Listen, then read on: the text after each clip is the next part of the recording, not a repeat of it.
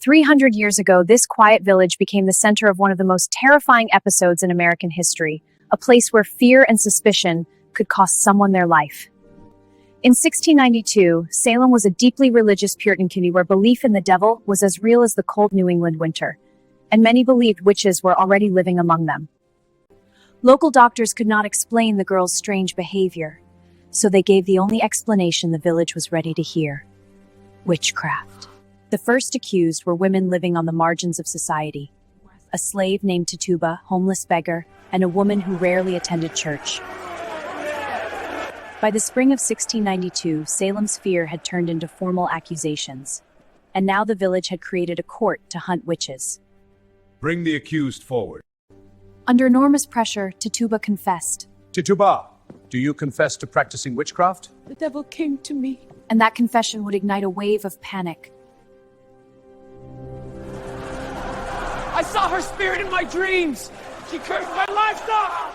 In Salem, evidence did not need was enough. I swear before God, I am innocent. Within months, the jail in Salem was overflowing. More than 200 people would eventually be accused. By the summer of 1692, Salem's fear had reached its breaking point, and the village was about to witness its first execution. The first person executed was Bridget Bishop. She had long been considered different from other Puritan women. She wore a bright cologne with suspicion. I am innocent before God. But in Salem, innocence did not always matter. After the first executions, the trials intensified. The court began accepting something called spectral evidence. The witch. Her spirit is choking me. But in Salem, such visions were taken seriously. After numerous trials, the court began accepting something called spectral evidence. Even invisible visions could send someone to Gallows. After the first executions, the trials intensified. The court began accepting something called spectral evidence. As accusations spread, Salem became a village ruled by fear. Within months, the jail was filled with accused witches. Even respected citizens were no longer safe. Witchcraft? You know me better! In 1692, Salem was gripped by hysteria. How do you plead? He refused to answer the court.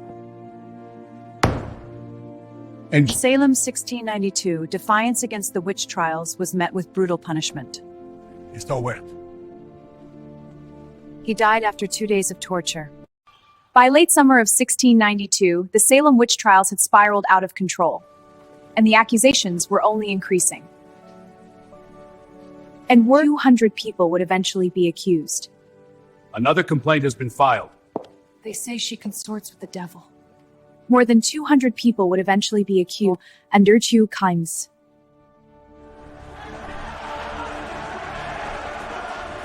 The fear in Salem had become contagious, but the court continued to believe these accusations. Her spirit attacks me! But the court continued to believe these accusations. We must be careful what we say.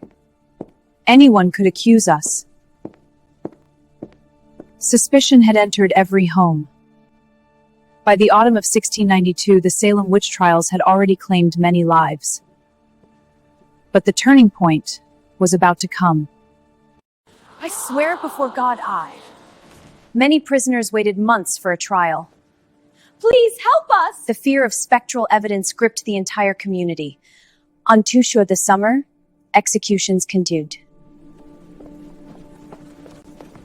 And each one fueled the hysteria. The devil walks among us. In Salem, faith and fear had become dangerously intertwined. They say the devil walks through Salem. By September of 1692, even the judges began to realize something was wrong. They say the devil walks among us. By September of 1692, and the court was still accepting spectral art. She cursed livestock. I have harmed no one! In Salem, suspicion was enough to destroy a life. For deeply religious Puritan communities, The idea of witchcraft felt terrifyingly real, The devil walks among us. and the church held immense power over their lives. Are people still making accusations?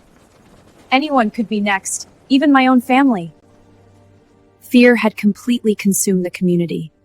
By late 1692, Salem's jail was overflowing with the accused. They say my spirit attacked them, but I never left my house. The accusations spiraled out of control. He was innocent. 19 people would eventually be executed during the Salem Witch Trials. These accusations are spreading too far. Eventually, the governor would intervene. Court finally began rejecting supernatural testimony. We can no longer trust spectral evidence. This marked a turning point in the trials. The trials began to collapse. By the end of 1692, the Salem Witch Trials finally came to an end. But the tragedy left scars that history would never forget. When the trials finally stopped, Salem was left in shock. Families had been destroyed, and innocent lives were lost. The Salem Witch Trials ended in 1692. After the hysteria ended, many people in Salem felt deep guilt. This guilt lingered, fracturing families and faith. We must admit mistakes were made. In the years that followed, authorities slowly acknowledged the injustice. The trials remain a somber chapter in our history. Many of the victims were eventually cleared of wrongdoing. But justice came far too late. Today, Salem has become a place of remembrance, a reminder of what fear can do to a society. Historians still study the Salem trials today. They help us understand how misinformation and fear can spread. They show how quickly justice can fail when fear takes control. The Salem trials are one of the most studied events in American history. Precisely, it's a case study in social psychology. The Salem Witch Trials remain one of the most haunting chapters in American history. These events teach us the dangers of fear, superstition, and justice. History teaches us one powerful lesson: fear can destroy truth.